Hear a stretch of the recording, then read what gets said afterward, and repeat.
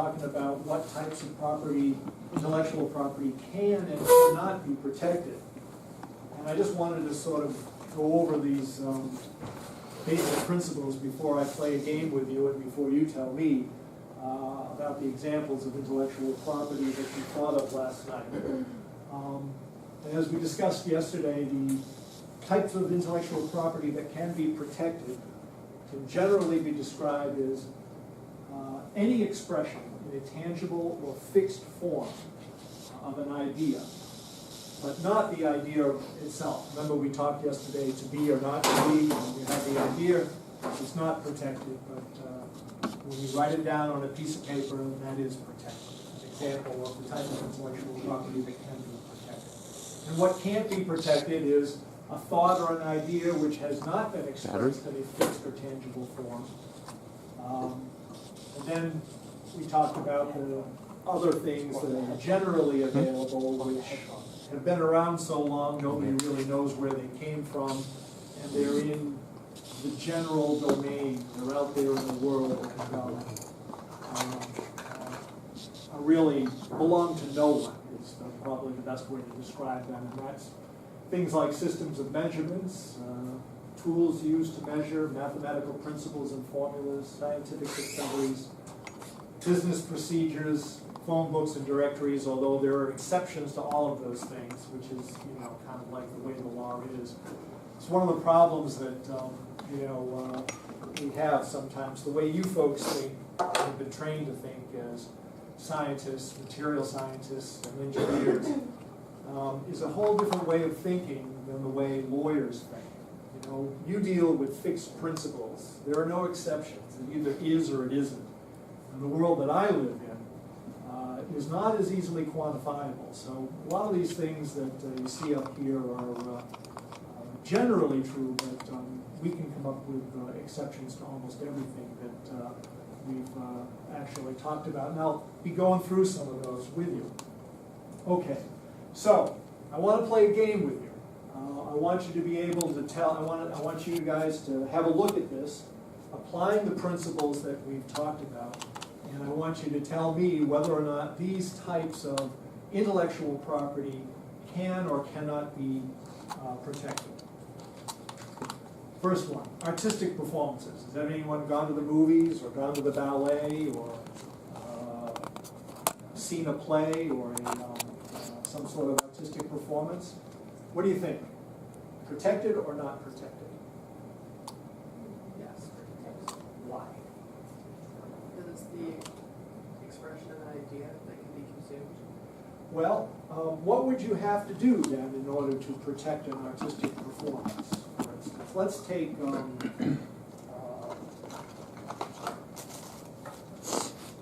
what's that movie that's opening up today that I want to see? It's about the British secret agents. What is it? All right. Let's say you were the person that thought of that screenplay. Okay? When you think of it, is it protected?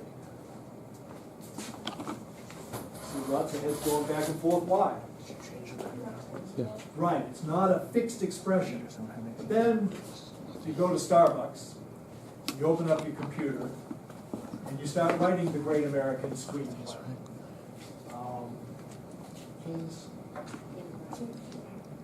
Whatever. Protected then? Why? Why is it protected? You sit down at Starbucks, like I see so many people sitting in there for 4, 5, 6 hours, sipping on $1.50 or $5 coffee. And they're writing, I assume, the great American novel. Why is it protected? It's tangible. You can touch it. You can actually put your hands on it. And that's when it becomes protected. What am I doing wrong? I don't know. Private matter?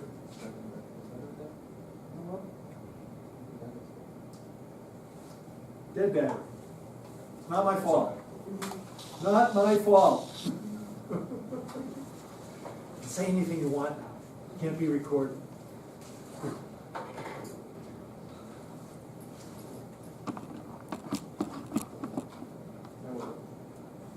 That's what you said. the little red light comes on. It's all right.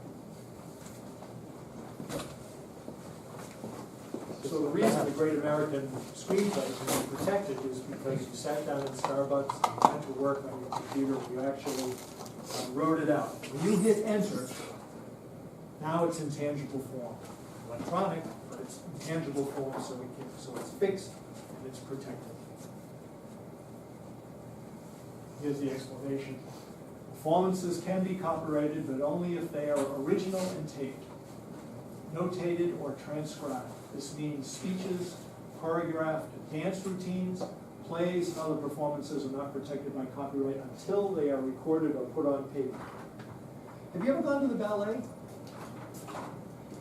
What happens before the performers come out? Before the stage goes up or the curtain goes up? They always make an announcement. What announcement do they make? That you can't record it Right. Why? because it's copyrighted. Exactly. They want to protect their intellectual property, so what they're doing is they're telling you, putting you on notice, that they're not willing to share this with the world in general. So that's one of the reasons why. The other reason is flashes and things like that disturb the performers, and they can break a leg or something. But one of the reasons why they do this is to protect their intellectual property rights. Yes? Okay, like, some of the MIT Symphony, and you're not allowed to like take any pictures or record anything, because they said that MIT owns the copyright, but like, I'm confused. So, even though we're the players, like, none of us own any of that copyright, is it only the institution? Well, that's a good question. It's like somebody that goes up to the buffet table and, pushes everybody out of the way, and they say, this is my buffet table. MIT is kind of elbowing everybody out of the way. The argument would be, I'm sure if you went down to the legal department, they would say, as a member of the band, you essentially give up your right to copyright in return for being a member of this organization. That the rights of the organization take precedent over your rights. But if you're in the band and you sit at home one night, you come up with this brilliant score, and you sit down, you write it on paper, and you bring it down to the MIT band, who owns the copyright on that? I think you do. And if the MIT band wants to play it, fine, but I think they play it subject to your copyright rights. Just to let the students here know, in general, undergraduates, because they're paying tuition and they're not employees, have rights if they invent something in the laboratory, okay? And they're not being paid as employees, they have the rights to that. That's actually in MIT policies and procedures unless the administrators took it out. Graduate students, on the other hand, if they're being paid outside of MIT, they have the same type of rights, but most of them are research associates or teaching associates, and therefore MIT uses your being employed, and that's our consideration to you. Okay. MIT, in return for the minimum wage you get as a research slave, gets the right to your genius, your invention. That's the part of the quid pro quo that MIT enjoys, or that any employer who's paying you a salary for doing that type of work is going to benefit by.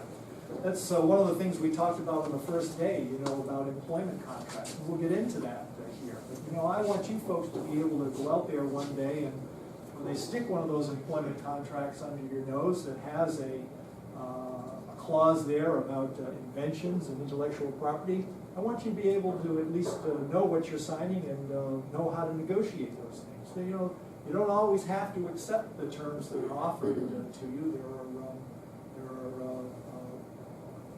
ways to negotiate those things. And so, at least when you walk out of here, I promise that when somebody sticks one of those contracts under your nose, you're going to know what to do about it.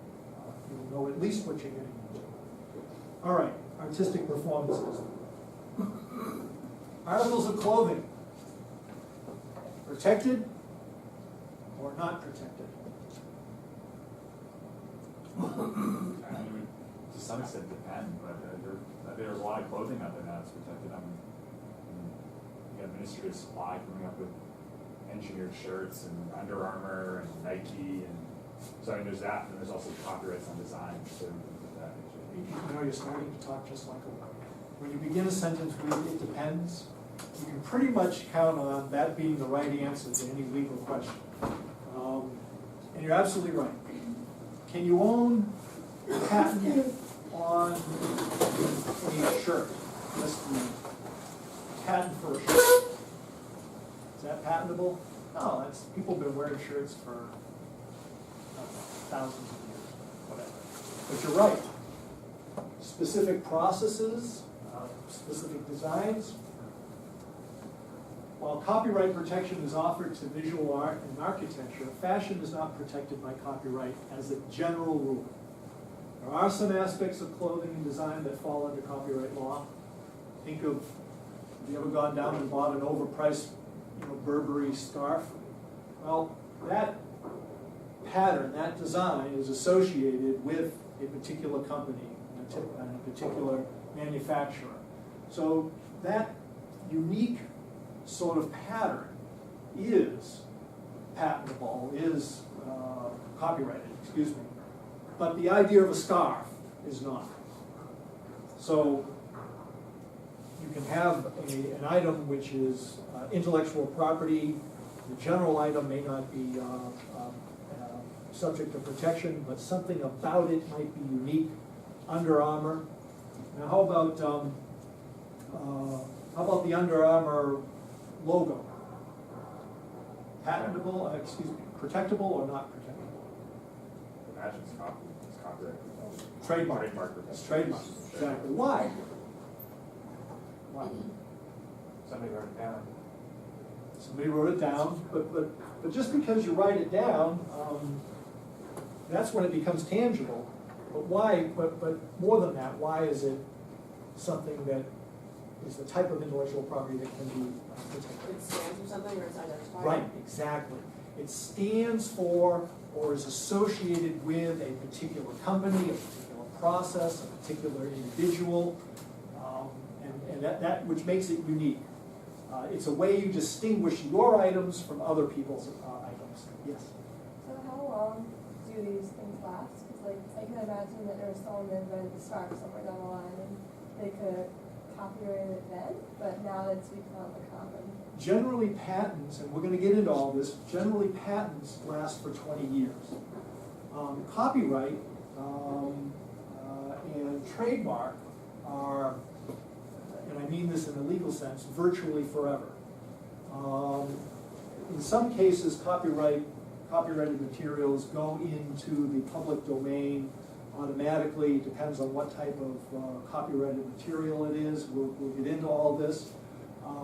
But copyright and trademark, think of those things as being basically forever, and that patents are 20 years. Some patents are 16 years, but generally that's fixed. Every time I give a lecture on physics of cycling, I use this picture of Albert Einstein on a bicycle. I think that's kind of cool. I got it off of Google Images. I stole it, to be honest with you. But the Albert Einstein family trust is very aggressive about protecting the images of Albert Einstein. And while they don't frown too much on some guy lecturing at MIT on physics of cycling using his image, at least as a general rule, go out there and try to publish a book using a picture of Albert Einstein, and you'll hear very shortly from Albert Einstein's trust attorneys. Why? Because they own the trademark on that. And that belongs to the trust. The law is a wonderful thing. You can essentially live forever. We all are mortal. We all, at some point are going to die, except when it comes to our property. The law has figured out ways of giving you control over your property way past the time that you are no longer here. Anyhow, so a particular pattern, or a particular design, a particular logo, to the extent that it's associated with a particular manufacturer or a particular product, it is the way that that manufacturer or retailer distinguishes their goods from other manufacturers' goods in commerce, that can be protected. Words and phrases. Protectable or not protectable? Something like a company's tagline is usually protected. Okay. Give me an example. Sure, like we're on Nike, or I'm sure like Just Do It is a trademark phrase, or Under Armour's Protect This House and stuff like that. I'm sure those are Under Armour trademark phrases. And why? It's associated with the brand.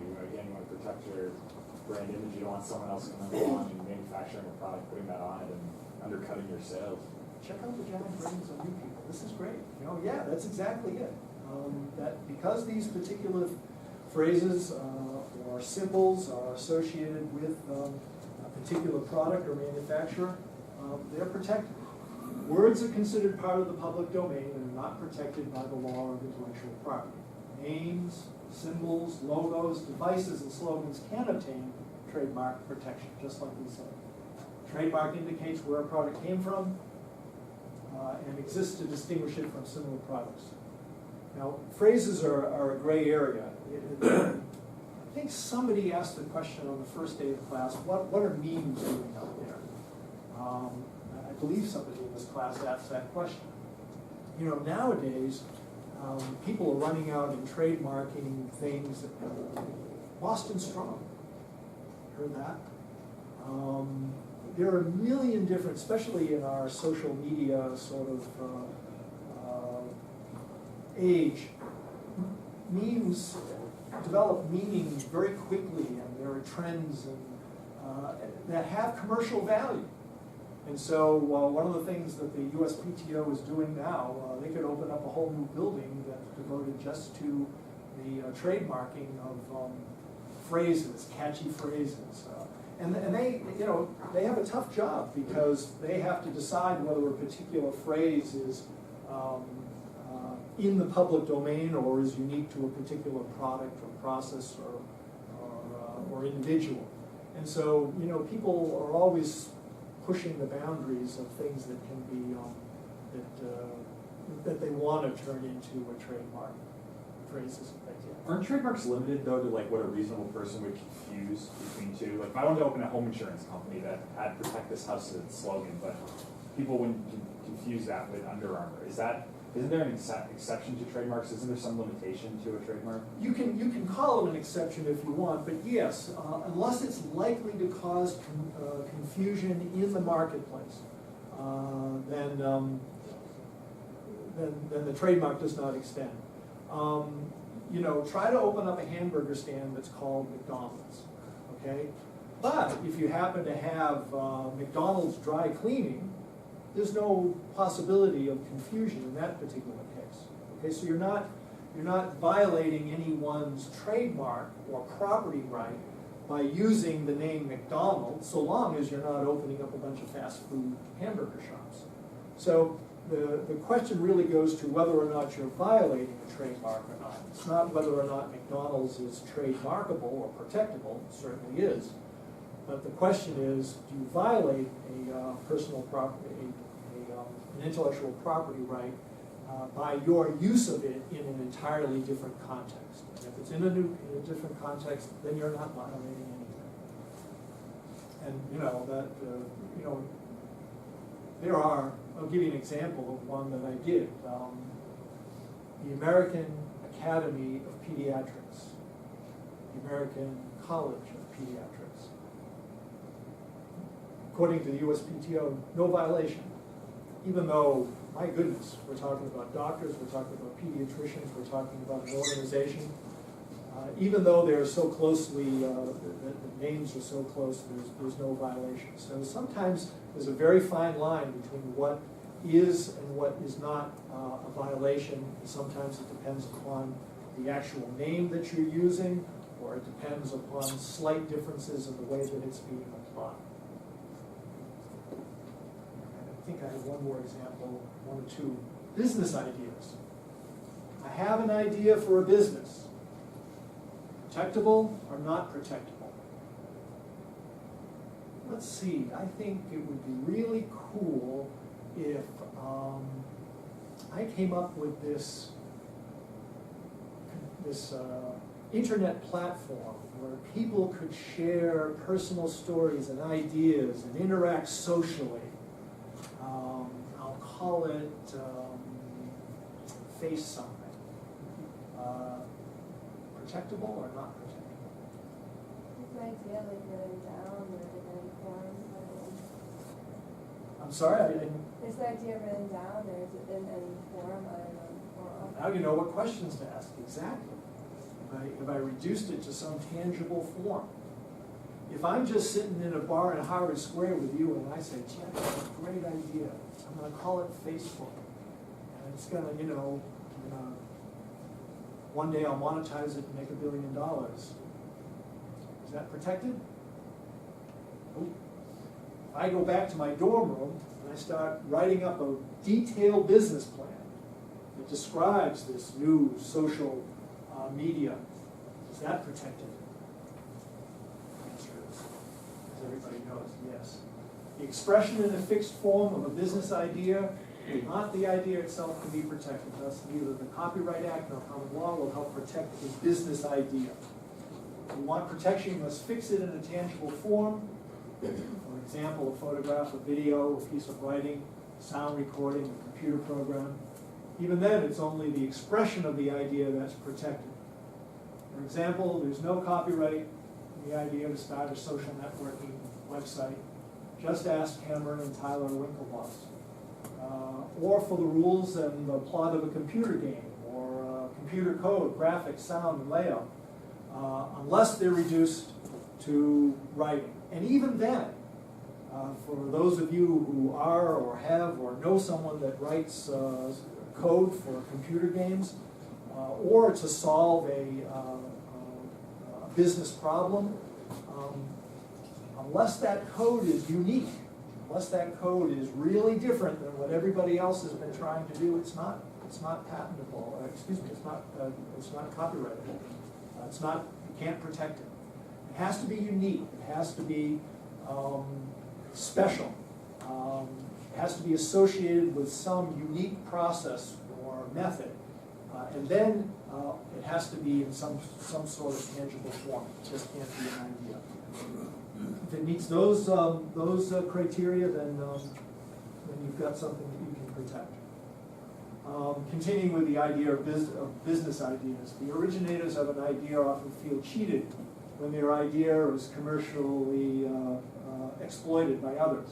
But it's important to appreciate that more goes into a successful company or production product than just ideas. And even when an idea is acted upon and fixed in a fixed and tangible form, it does not mean that they will necessarily dominate the marketplace. And I have a couple of examples. There's YouTube, which was acquired by Google for $1.65 billion in 2006. And then you have iFilm, which began before that and was purchased by MTV Networks in 2005 for, I think it was $6 million. And had anybody ever heard of Friendster? Except maybe a joke. But there's two examples of social media. One made it, one didn't. If you're the Winklevoss twins, the reason why they came away with a settlement that's worth, I think today, about $145 million plus stock, which I think has brought it up to $300 million at this point, is they at least had the good sense to be associated with a social network that, and to get into a controversy with a social network that has some value.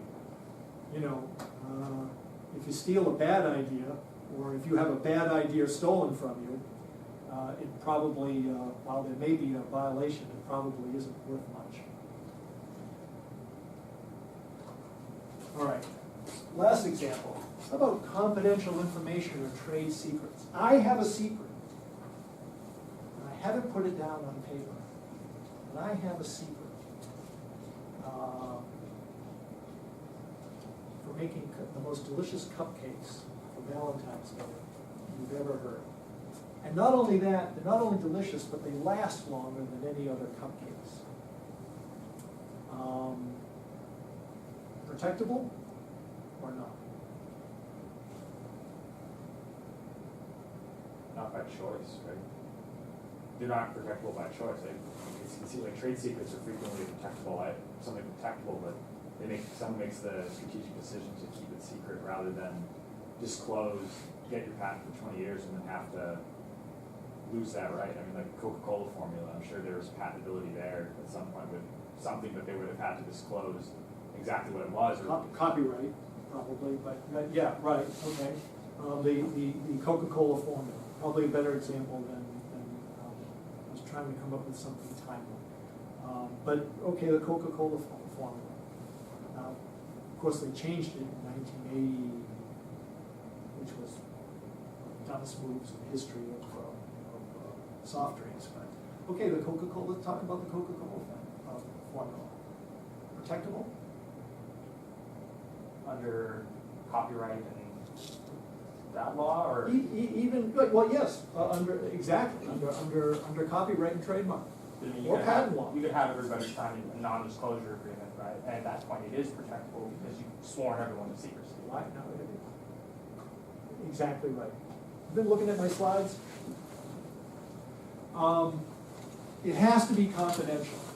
One of the things for a business, for a trade secret or confidential information to be protected, it has to be treated confidentially. It also has to have a commercial value. Coca-Cola has a commercial value. The fact that they make everyone in the Coca-Cola company swear to protect that information, that secret formula, makes it a protectable idea. Remember I said that there are certain things there are exceptions to every rule. When you don't have a copyright, when you don't have a trademark, when you don't have a patent, but still somebody has stolen your idea, you may have a recourse for violation of your intellectual property rights under state and federal law based upon misappropriation of a trade secret or or confidential information. So we've been talking about tangible things up until this point. Logos, plays, manuscripts, unique designs, iPhones, whatever. This is the one example of a case where something that is not in a tangible form necessarily can be protected. But if you stand up in front of a group of people at a trade show and say, I have this great idea for these cupcakes or for this soda, and I'm going to put, these are the list of my ingredients, protected or not protected?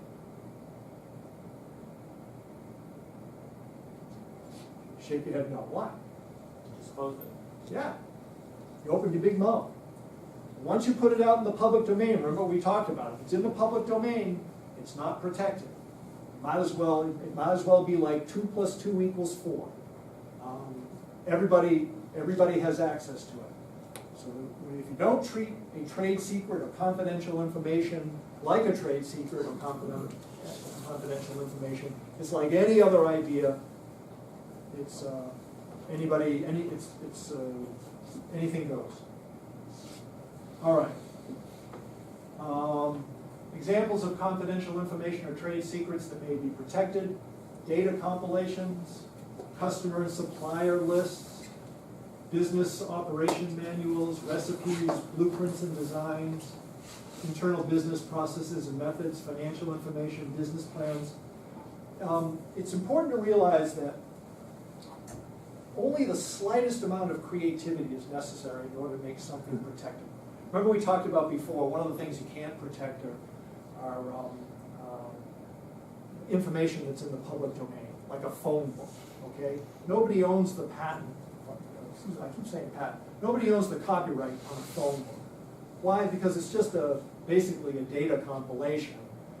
But if you reorganize the phone book, let's say you organize it according to surname or addresses, is that protectable or is it not protectable? The answer is it's protectable. You have the cases are really interesting on this. The courts require only the slightest bit of creativity to go into your particular type of intellectual property. It's not up to the courts to decide how much creativity is necessary. All you have to do is show the slightest amount of creativity. So if I take the Manhattan Yellow Pages and I reverse the order, that's probably protectable. Because what I've done is I've taken something and I've changed it, I've put in arguably very little creativity, but it's probably enough to get it protected. Now, what does not constitute confidential information or trade secrets? Generally, to be considered confidential information or a trade secret, something must first have a commercial value. Typically, if neither you nor anyone else can generate profits from the information, then it has no commercial value. So if your idea has no commercial value, it's not protectable. In the absence of a confidentiality agreement stating to the contrary, information in the public domain is not confidential. Your point exactly, we've already talked about it. Note that the owner of any information that he or she wishes to protect must take reasonable steps to keep the information secret, otherwise it's not confidential. For example, a startup who explains their business plan in front of a large audience cannot later call that confidential. All right. Now it's your turn. Everybody went home last night and thought of one example of intellectual property. Can somebody start off? Tell me the example of intellectual property that you came up with, and then I want the rest of you to tell us whether it's protectable or not. Come on, who's first?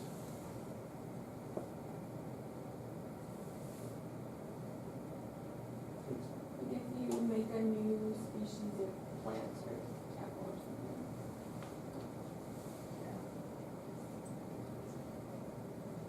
Can you describe it a little bit more? What have you done? Like you're genetically engineering something. Okay, you've genetically engineered something, all right? Protectable or not protectable? Yes. I think it's protectable because it kind of sounds like Monsanto and how they genetically modify their crops. Absolutely, absolutely. It would probably have to exist in some tangible form, unless, of course, it's a trade secret, you know. But if you're at Monsanto and you've thought of a way to make bigger peas, I imagine that there's a method or a process that you have to go through in order to achieve that genetic variant. The expression of that idea or method in any form, video, writing, audio, mathematical formula on a computer, protected. Okay, that's a good example, and one that with genetically modified foods, everybody's talking about these days. What's the burden of proof on that? So, like, if I say that I can use moon rocks as a scaffolding for like organ growing or something like that, but I've never actually tried it, and I just make a YouTube video that says that one day moon rocks are going to change cloning. Does that mean that I then have a right to a patent to it, even though I've never tried it?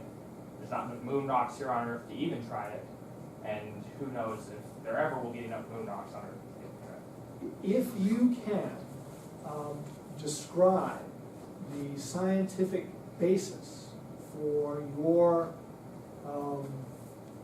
claim that moon rocks will be the new nitrogen, whatever. The idea, not intellectual property. The expression of it on a piece of paper is most likely protected. You're going to have to submit it You know, if you want to patent a process, for instance, you're gonna have to describe the process.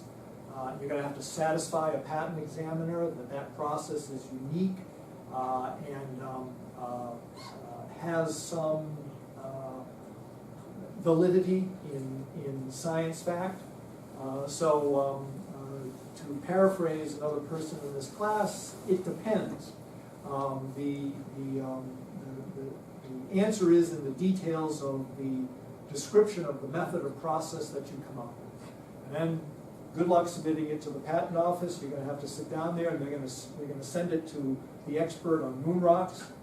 And that person is gonna review your patent application. And he's gonna talk to scientists to see if there's any validity to the methods that you're describing or if it's just nonsense. And then they'll make a determination. Could be is the answer. Another form of intellectual property that you went home and thought about last night? An example? Things that are bound by industry standards, so like if I wanted to make an extension board for this computer, but it needs to have a 3-prong plug or a 2-prong plug to get to the wall, like the HDMI cord or something. Protectable or not protectable? It's an example of intellectual property. Protectable or not protectable? Well, let's see. Three-prong plugs that comply with certain industry standards are not protectable, probably as a general rule, because it's in the public domain. But if you've come up with a different type of material or something unique in the design of the plug or the wire, I wish somebody would redesign the ones that they have for Apple computers, because these things are hideous to deal with. You ever try to roll one of those up and put it in a bag? They're constantly tangling. If you can come up with one that doesn't tangle, I think you've got a process or a method or a design that is protectable as intellectual property.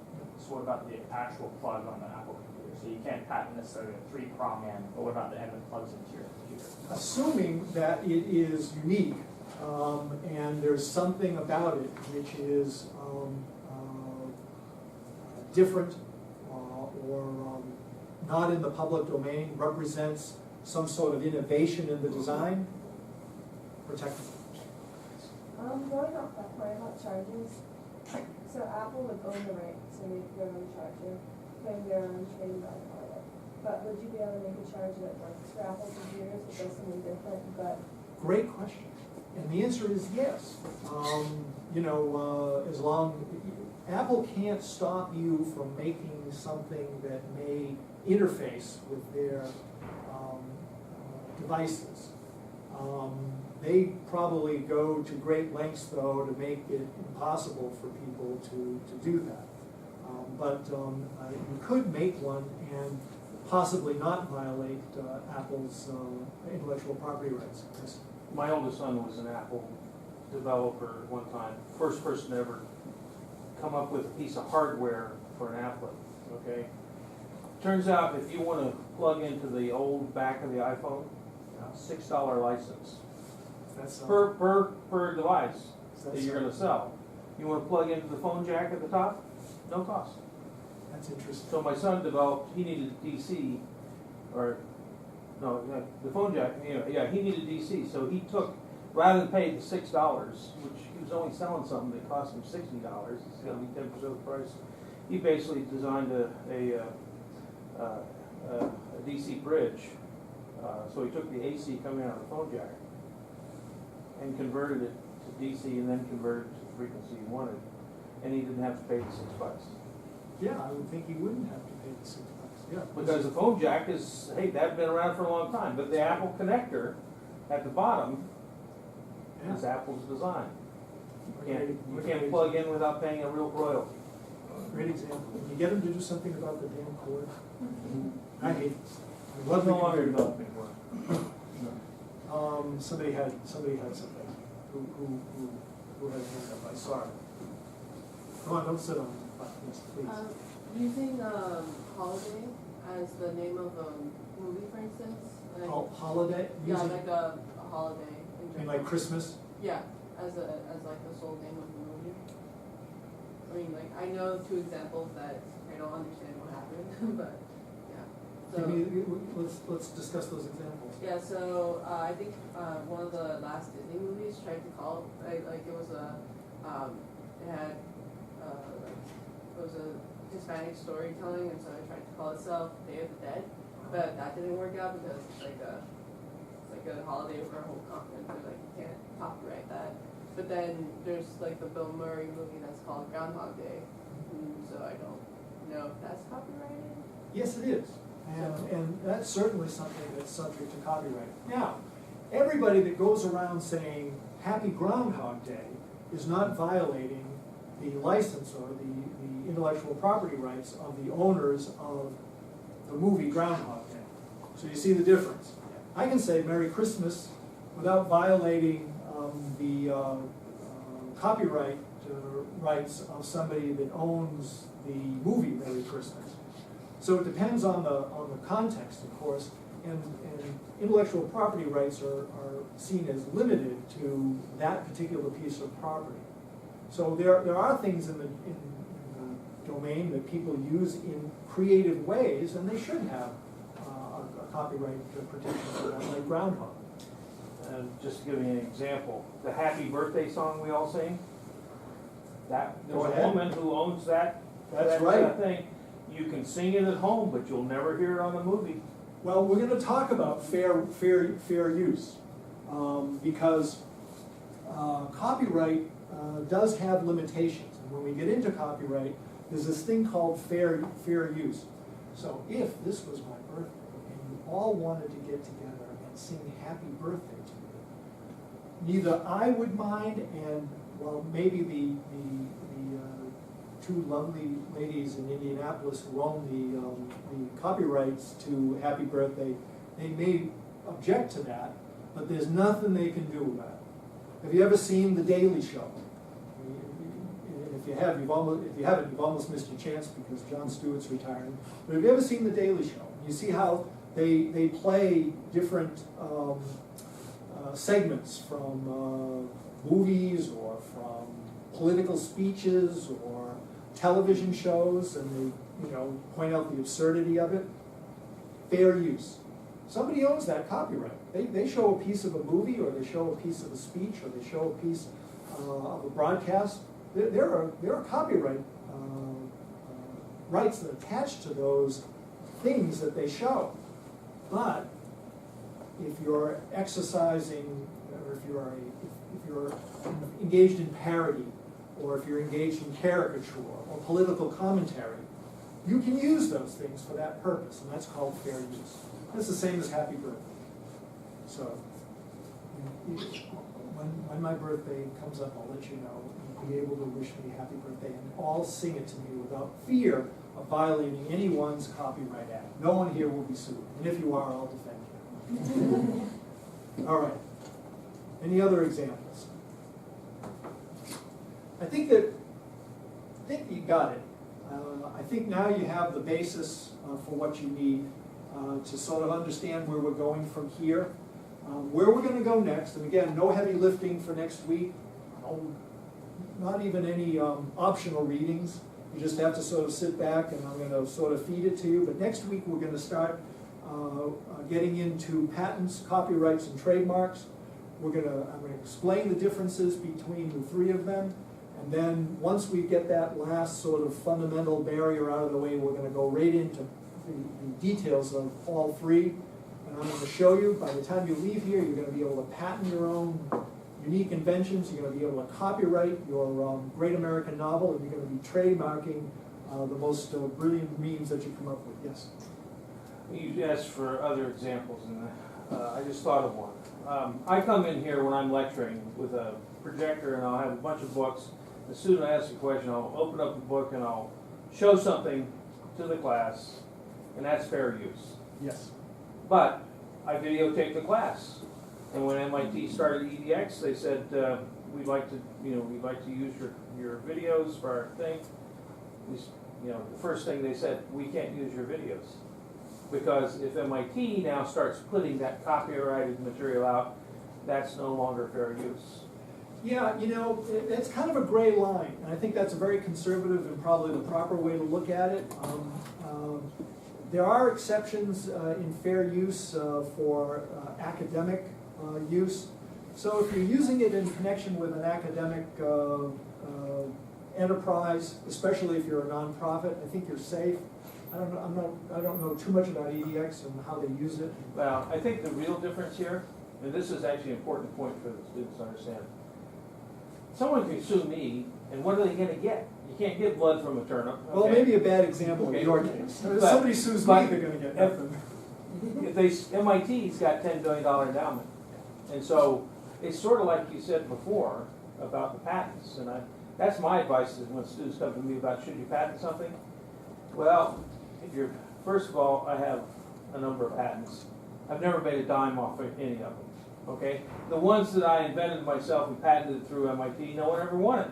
The ones I've done as a consultant to a company, I was a consultant, so they have the rights anyway. So I never made any money. Someone just came to me a couple of weeks ago, a startup company, spin off of this department, and they said, what do we do to protect? We have a pretty good patent portfolio now. What should we be doing to protect it? And I said, well, if you have a really good patent, a big company is going to try to license it. And if you won't let them license it, they will steal it from you by litigating you out of existence. I've seen that many times. I've been on the opposite side of trying to defend someone where some big corporation's trying to litigate them out of existence. And there's plenty of companies that have gone under because they tried to protect their intellectual property and they couldn't afford the legal fees for a big That's right. company. And you saved them a bunch of money, because if they came into my office and paid me for advice, I would have told them the same thing. Okay. Well, see, I'll get it from some other way. But anyway, the point is, I said, look, you ought to figure out a partnership with a company that's worth billions and billions of dollars. Because if they think you have value and they have a partnership, now you have the resources of their litigation firm. And that's going to, the big other $10 billion companies are going to think second time about fighting General Electric or General Motors' legal department. And they will be more reasonable about licensing. Well, that's the one where I step off a little bit is there are some companies, there are these engulf and devour companies that use intellectual property rights to stifle competition, to put other people out of business. So some companies are amenable to partnerships and peaceful coexistence. Others seem to use the intellectual property rights to snuff other companies out. In fact, that's what we're dealing with. MIT has a very close relationship with this Lemuelson guy. You've heard of the MIT Lemuelson Prize?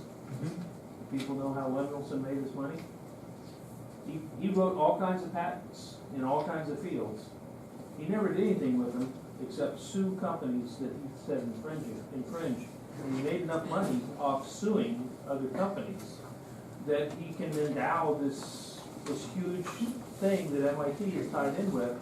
And I kind of look at, well, is that something we really want to be affiliated with? Well, unless you're running a law firm, that's sort of the lifeblood of what I do, but yes, it's a detestable cottage industry. At least he's putting his ill-gotten gains to good use, right? All right, everybody, see you next Thursday. I know it's really hard to jump back and forth between medicine and material science and law and technology, but like I said, next week, no heavy lifting, but we're going to get right into the details of patents and trademarks. And here's an example of somebody right here at this school who's come up with a new device that we'll talk about.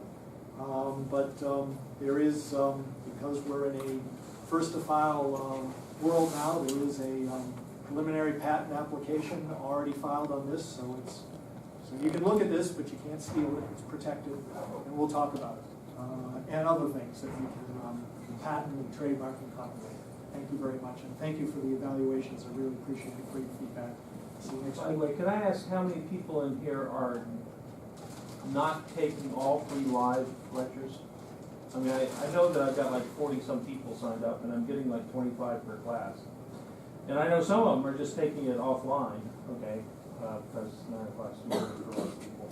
I'm just curious, is everybody here taking all three live? Okay. Some people just come for the bagels, Yeah, that's- which is fine with me. I didn't start offering food until I got to 8 o'clock in the morning.